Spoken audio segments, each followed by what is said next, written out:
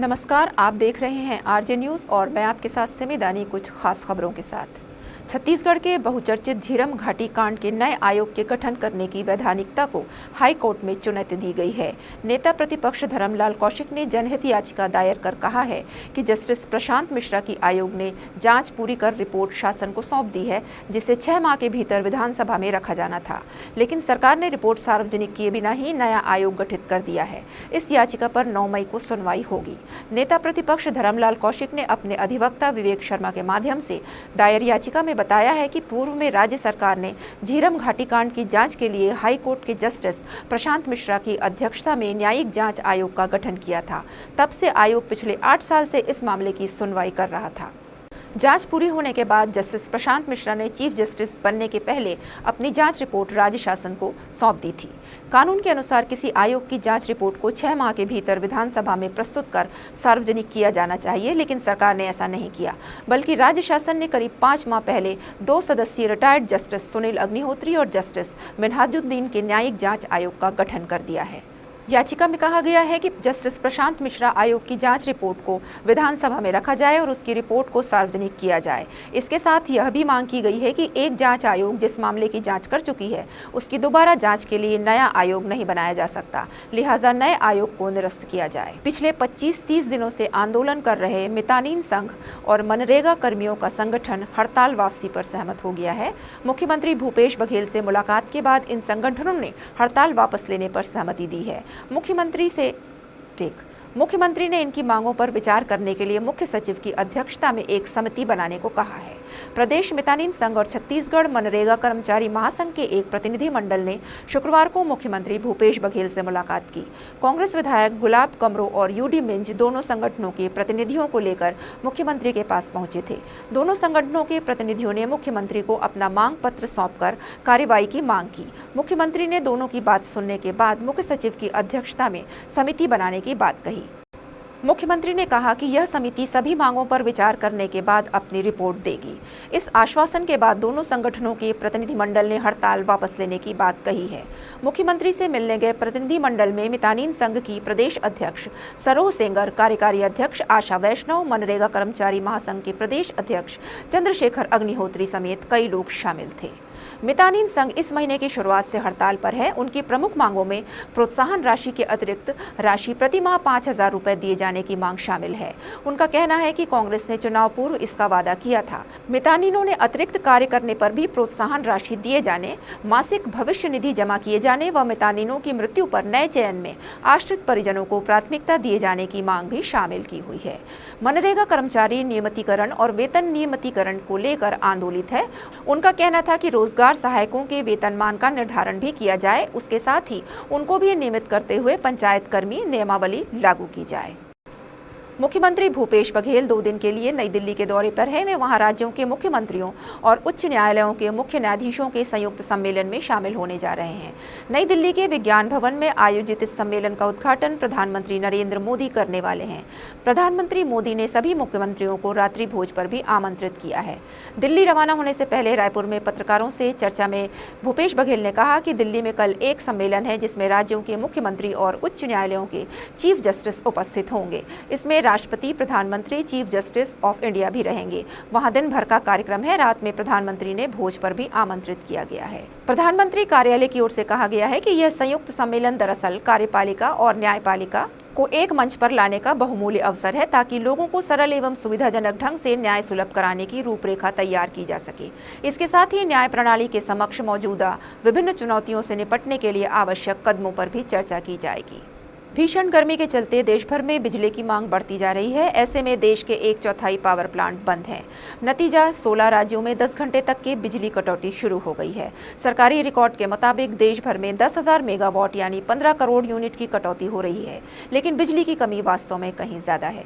केंद्र सरकार ने कहा है कि देश में बिजली की डिमांड ऑल टाइम हाई है। शुक्रवार को बिजली की मांग दोपहर 2:50 पर 2,07,111 मेगावाट को छू गई।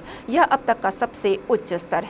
इस बीच रेल मंत्रालय ने बड़ा कदम उठाया है। रेलवे ने पावर प्लांट्स तक कोयले की तेजी से सप्लाई के लिए कुल 657 ट्रेन ट्रिप अनिश्चितकाल के लिए रद्द कर दी है, ताकि कोयला ले जा रही मालगाड़ियां समय पर निर्धारित स्टेशनों पर पहुंच सकें।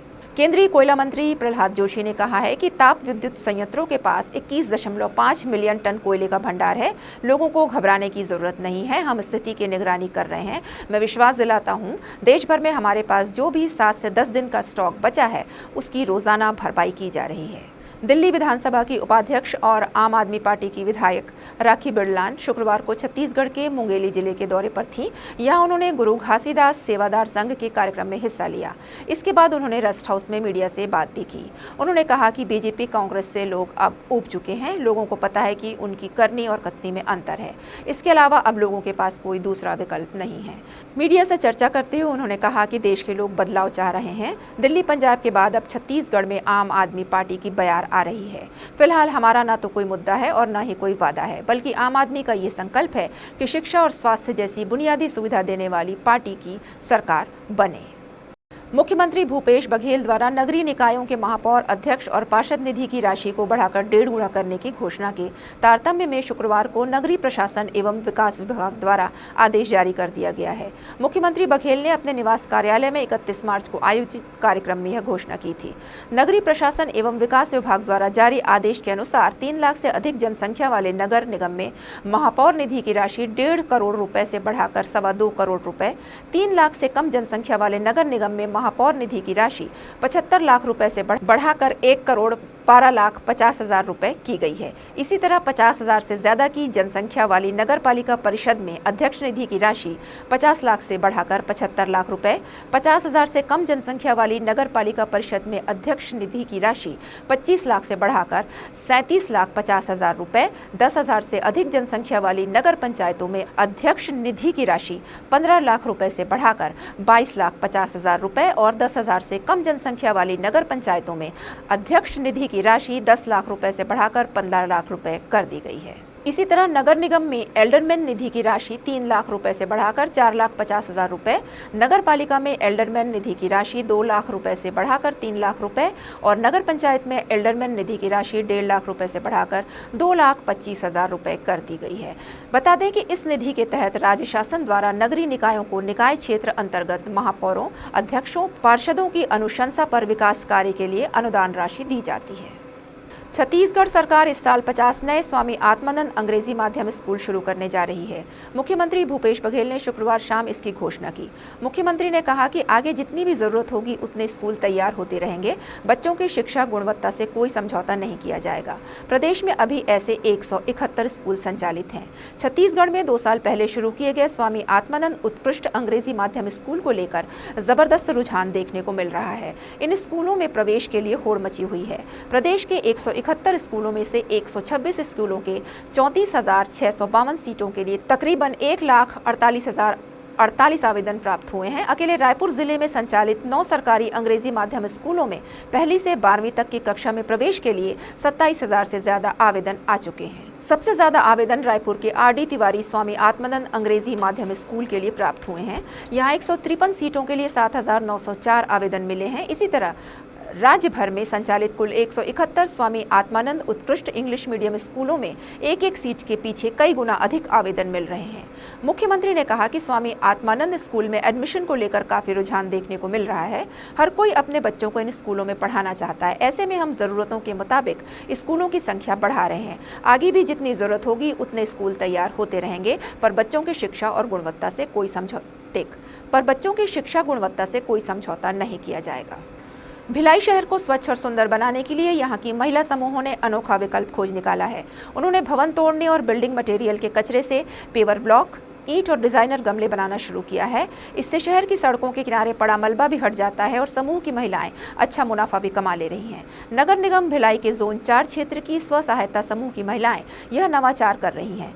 उनके इस कार्य में निगम अमला भी पूरा सहयोग कर रहा है। समूह की महिलाएं जोन 4 क्षेत्रांतर्गत ITI मैदान के पास स्थित गोधन न्याय केंद्र में खाद बनाने के साथ ही अतिरिक्त बिल्डिंग मटेरियल के मलबे का उपयोग करके उपयोगी वस्तु बना रही हैं। इन समूहों के द्वारा जोन 4 के वार्डों सहित शहर में बिखरे पड़े मलबों को इकट्ठा किया जा रहा है। इसके बाद इसे एक गौठान में लाकर इससे ईंटें, गमला और स्टॉपर आदि बनाया जा रहा है। अभी तक के लिए बस इतना ही। आगे की खबरों के लिए आप जुड़े रहिए RJ न्यूज़ के साथ। नमस्कार।